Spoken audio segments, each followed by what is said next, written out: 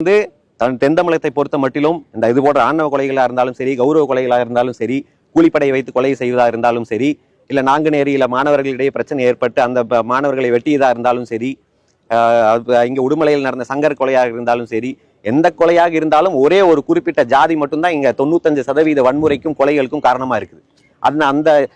அந்த ஒரு ஜாதியினுடைய காட்டுமிராண்டித்தனத்தால இங்க ஒட்டுமொத்த தென் தமிழகமும் இன்னைக்கு தமிழ்நாட்டில் இந்த தென் தமிழகம் திருந்தாதா? திருநெல்வேலி, தூத்துக்குடி இப்படிதான் கொலையை கொண்டுட்டே இருப்பீங்களா என்ற நிலைக்கு பாருது.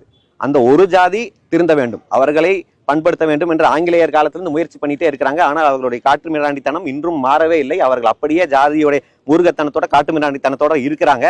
அதனால இதை வந்து காவல்துறை கட்டுப்படுத்தணும். இல்லாட்டி அவங்க ஒதுங்கி நின்றுக்கிட்டா கட்டுப்படுத்துறதுக்கு எங்களுக்கு தெரியும்.